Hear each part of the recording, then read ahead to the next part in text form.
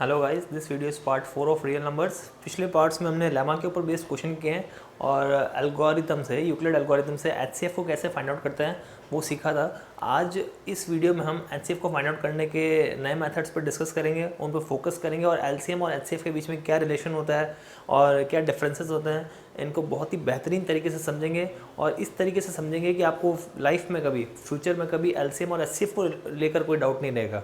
Okay guys, तो इस exercise को स्टार्ट करने से पहले इस थ्योरम पर फोकस कर लेते हैं एक बार। थ्योरम का नंबर याद रखने की कोई ज़रूरत नहीं है, बट ठीक है, इस थ्योरम का नाम आपको याद रखना है क्योंकि एग्जाम में पूछा जाता है। ये फंडामेंटल थ्योरम ऑफ अरिथमेटिक बहुत ही इंपॉर्टेंट थ्योरम है, काफ़ी बार एग्जाम में आई हुई है। एक नंबर के लिए या दो लिखने के लिए आ जाती है कि what is fundamental theory of arithmetic.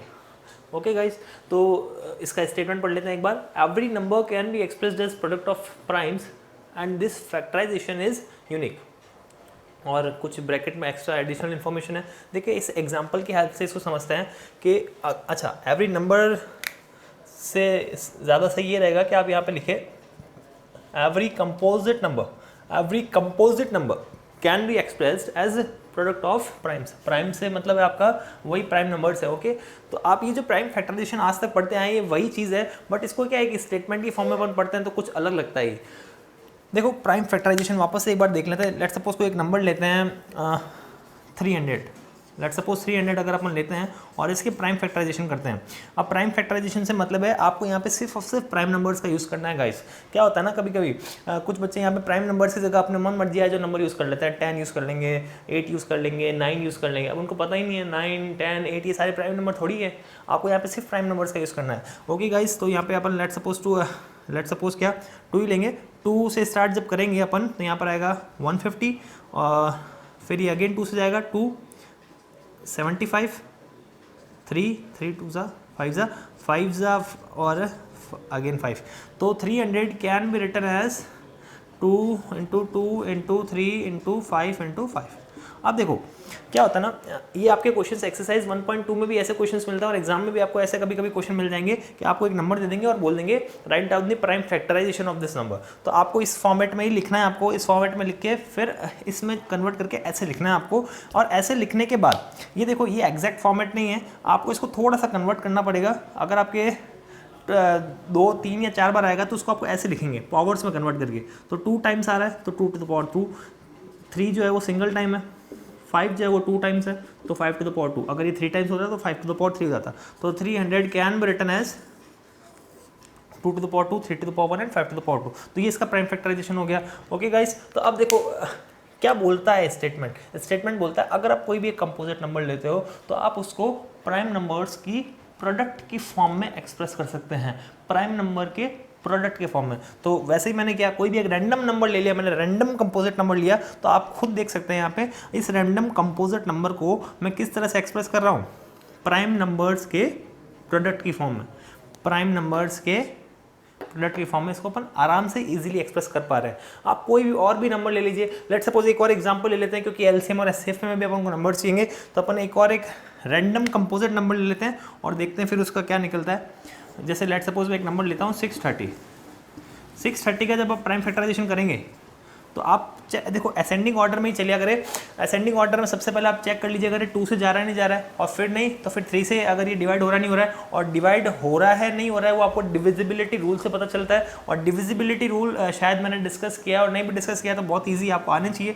2 से ये डिवाइड हो रहा है, बिल्कुल हो रहा है, लास्ट डिजिट को देखना है, उससे पता चल जाता है 2 से डिवाइड हो रहा नहीं हो रहा है। तो जब 2 से डिवाइड करेंगे तो ये आएगा 315।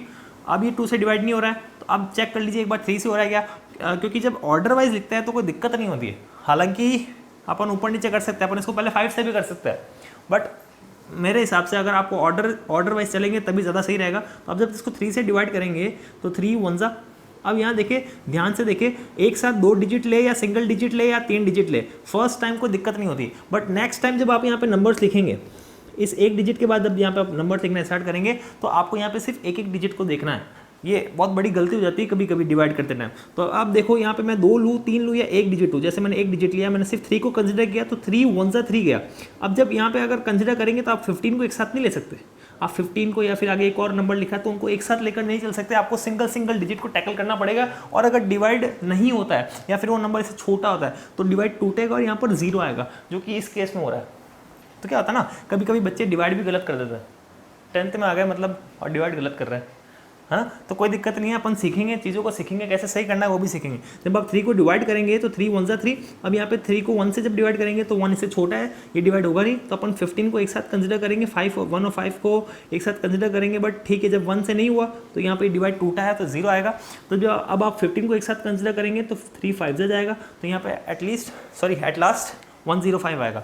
अब क्या होगा कि 105 3 से डिविजिबल है कि नहीं, ये चेक कर लीजिए। 3 से डिविजिबिलिटी का रूल क्या है, आपको डिजिट्स को ऐड करके देख लेना है। सिंपली आप ऐड करके देख लीजिए, जो रिजल्ट आता है अगर वो 3 से डिविजिबल है तो ये नंबर भी आपका 3 से डिविजिबल होगा। ठीक है, तो ऐड करके देख लेते हैं। 5 + 0 + 1 6 आ रहा है, बिल्कुल 3 से डिविजिबल है। 3 से डिवाइड करते हैं, जब 3 से डिवाइड करेंगे तो 3 3 9 आएगा, 1 यहाँ पे बोर हो जाएगा, तो सॉरी 1 कैरी जाएगा, तो यहाँ पे 15 बचेगा। 3 5 अब ये 3 से नहीं जाएगा, अब ये 5 से जाएगा, 5 7 एंड 7 1। आई होप सही है ये, शायद 3 3 3 5 5 7 एकदम कोई दिक्कत नहीं है, चलो एकदम सही है ये। अब तो यहाँ पर देखो 630 का जब आप प्राइम फैक्टराइजेशन के फॉर्मेट में इसको लिखेंगे तो क्या आएगा, ये आएगा यहाँ पे 2 2 टू द पावर 1, 3 जो है वो 2 टाइम्स है तो 3 टू द पावर 2, 5 जो है वो सिंगल टाइम है 5 टू द पावर 1 एंड 7 जो है सिंगल टाइम है 7 टू द पावर 1। तो ये हो गया आपका 630 का, ये हो गया आपका 630 का। ओके गाइस, 630 का ये आपके निकल गया है प्राइम फैक्टराइजेशन। तो यही स्टेटमेंट था भाई। कोई भी आप एक देखो, मैंने 2 बार समझा दिया आपको, कोई भी रैंडम कंपोजिट नंबर ले लेके मैंने आपको समझाया है। तो रैंडम जब आप कंपोजिट नंबर लेते हैं, आप हर कंपोजिट नंबर को प्राइम फैक्टराइजेशन करके उसको प्राइम फैक्टर्स के प्रोडक्ट की फॉर्म में एक्सप्रेस कर सकते हैं। यही मतलब है इस फंडामेंटल थ्योरी ऑफ अरिथमेटिक का। और एक आगे ये जो एक्स्ट्रा लाइन लिखी है, इसका क्या मतलब है, दिस फैक्टराइजेशन इज यूनिक। और ये जो फैक्टराइजेशन आपने किया है वो बिल्कुल यूनिक है, इसके अलावा और कोई दूसरा फैक्टराइजेशन प्राइम फैक्टराइजेशन इसका अवेलेबल नहीं है मार्केट में। ओके गाइज, तो अब देखो हाँ, एक और चीज़ लिखी है, इसका क्या मतलब है, apart from the order in which देखें, अगर ऑर्डर से इसका मतलब है अगर आप ऑर्डर आगे पीछे कर दोगे, भैया 5 यहाँ लिख दोगे, 3 को पीछे लिख दोगे, 2 को आगे पीछे कर दोगे, तो इससे कोई फर्क नहीं पड़ने वाला। ठीक है, तो ऑर्डर से कोई लेना देना नहीं है। असेंडिंग ऑर्डर या फिर डिसेंडिंग ऑर्डर में लिखोगे तो ये जो प्राइम फैक्टराइजेशन आएगा वो यूनिक आएगा। पता चला 5 इधर लाके सर आपको तो आता ही नहीं सर, ये तो गलत हो गया सर, ये देखो मैंने एक और लिख दिया, 5 आगे ले लोगे, तो उससे कोई फर्क नहीं पड़ने वाला। ठीक है, तो ऑर्डर से कोई फर्क नहीं पड़ता यहाँ पे, ये प्राइम फैक्टराइजेशन आपका यूनिक है। ओके गाइस, अब आते देखो HCF पे आता है। HCF को अपन ने पिछले वीडियो में भी सीखा था, यूक्लिड एल्गोरिथम्स HCF कैसे फाइंड आउट करते हैं। तो वो बड़े बड़े नंबर्स के लिए ऐसे ही रहता है, बट देखो जब अगर आपको छोटे छोटे नंबर्स मिल जाए या फिर 2 से 3 नंबर मिल जाए या 4 नंबर मिल जाए, तो उनका HCF कैसे फाइंड आउट करते हैं, प्राइम फैक्टराइजेशन के मेथड से। प्राइम फैक्टराइजेशन के मेथड से कैसे फाइंड आउट करते हैं वो आज अपन सीखने वाले, बहुत ही अच्छा मेथड है। अब यहाँ देखिए लिखा हुआ क्या है, ये क्या लिखा हुआ है, एक बार आप इसको लिख के रख लीजिए। मैं आपको इसको भी एग्जाम्पल की फॉर्म में ही समझाऊंगा, एग्जाम्पल से बहुत जल्दी समझ में आती है चीज़ें। तो अब देखो अपन को 3 नंबर तो नहीं, अपन 2 नंबर लेके समझ लेते हैं एक बार। जैसे लेट सपोज इन्हीं 2 नंबर को ले लेते हैं, क्योंकि इन दोनों नंबर्स के मेरे पास प्राइम फैक्टराइजेशन पहले से पड़े। जब आप इन दोनों नंबर्स का LCM निकालेंगे, या फिर पहले HCF की बात कर लेते हैं। जब आप इन दोनों नंबर्स का HCF निकालेंगे, इन दोनों नंबर्स का 300 एंड 630 का, 300 एंड 630 का, देखो लिखना है इसी फॉर्मेट में, 300 एंड 630 ब्रैकेट करके HCF लिखना है। इसका मतलब है इन दोनों नंबर्स का HCF। जब LCM निकालेंगे तो इन दोनों नंबर्स का LCM यहाँ पे LCM लिखेंगे। ओके गाइस, तो यहाँ पे आप देखो करना क्या है, आपको एक बार जो मैं बोल रहा हूँ वो सुनते जाएं, फिर बाद में आपको समझा दूंगा। ये लिखा हुआ तो वैसे भी है ही, तो आप इसको बाद में लर्न कर लीजिएगा। ओके, एक बार तो लर्न करना ही पड़ेगा, कंसेप्ट क्या कह रहा है। तो अब देखो सुनते जाना ध्यान से, कैसे निकलता है HCF। तो आपको क्या करना है, 2 नंबर आपको मिलेंगे, उन दोनों नंबर्स का आप कर लेना पहले प्राइम फैक्टराइजेशन। जैसे ही आप प्राइम फैक्टराइजेशन कर लेंगे आपको यहाँ प्राइम फैक्टर्स मिलेंगे। तो अब जब HCF निकालने की बारी आएगी तो ध्यान से सुनना, आपको क्या करना है, इन फैक्टर्स में से देखना है कॉमन फैक्टर कितने हैं। जितने भी कॉमन फैक्टर्स हैं 300 और 630 के फैक्टराइजेशन में, जितने भी कॉमन फैक्टर्स हैं, ध्यान से सुनना, उनको अपन यहाँ पे लिख लेंगे एक बार। ठीक है, तो यहाँ पर कॉमन फैक्टर्स कौन कौन से हैं, तो कॉमन है 2 दोनों में आ रहा है, 300 के फैक्टराइजेशन में है और 630 के फैक्टराइजेशन में भी है, और 3 भी दोनों में आ रहा है। तो और अच्छा ओके 5 भी दोनों में आ रहा है। तो 2 3 और 5, 2 3 और 5 दोनों में आ रहे हैं, तो यहाँ पे लिख लेंगे 2 3 एंड 5। ओके, अब करना क्या है, पावर कौन सी लेनी है, यहाँ पे 2 है, यहाँ पे 1 है, यहाँ पे 1 है, 2 है, तो मतलब पावर आपको कौन सी लेनी है आपको देखना पड़ेगा। तो जब हाईएस्ट कॉमन फैक्टर निकाल रहे हैं, जब आप निकाल रहे हो हाईएस्ट कॉमन फैक्टर, तो हाईएस्ट निकालते वक्त जो पावर लेनी है आपको, power should be taken least. ठीक है गाइस, तो आपको लीस्ट पावर लेनी है, ये आपको याद रखना है। ये याद कैसे रहेगा, एक्चुअली ये वाइस वर्सा है। जब हाईएस्ट की बात करेंगे तो लीस्ट पावर लेंगे, जब लोवेस्ट कॉमन मल्टीपल की बात करेंगे, एलसीएम का क्या मतलब होता है, lowest common multiple guys, lowest common multiple. अब देखो मैं ये समझाने यहाँ पे नहीं बैठूंगा कि फैक्टर का मतलब क्या होता है और मल्टीपल का मतलब क्या होता है, बेसिक डिफरेंसेस क्या होता है, ये आपको पता होना चाहिए पहले से, फैक्टर्स क्या होते हैं, मल्टीपल्स क्या होते हैं, ठीक है गाइस। तो अब यहाँ देखिए, आप जब एचसीएफ की बात करेंगे तो पावर कौन सी लेंगे, लीस्ट, क्योंकि हाईएस्ट कॉमन फैक्टर है, लीस्ट पावर लेंगे, आराम से याद रख सकता है, वाइस वर्सा है, ये एकदम ऑपोजिट है। जब आप लीस्ट कॉमन मल्टीपल की बात करेंगे तो पावर कौन सी लेंगे, तो जब ये लीस्ट है तो आपको पावर हाईएस्ट लेनी है। याद रखना बहुत इजी है, ट्रिक से लर्न रख सकते हैं। हाईएस्ट की बात चल रही है, पावर आपको लीस्ट लेनी है, लीस्ट कॉमन मल्टीपल की बात चल रही है तो पावर आपको हाईएस्ट लेनी है। ओके, तो अपन ने क्या किया, जब एचसीएफ की बात चलेगी, जब एचसीएफ की बात चलेगी तो आपको कॉमन फैक्टर्स लिखना है और पावर कौन सी लेनी है, क्योंकि ये हाईएस्ट कॉमन फैक्टर है तो आपको पावर लीस्ट लेनी है। अब लीस्ट पावर देखें, 2 और 1 में से कौन सा लीस्ट है, तो 1 लीस्ट है। 1 और 2 में से कौन सा लीस्ट है, तो 1 लीस्ट है।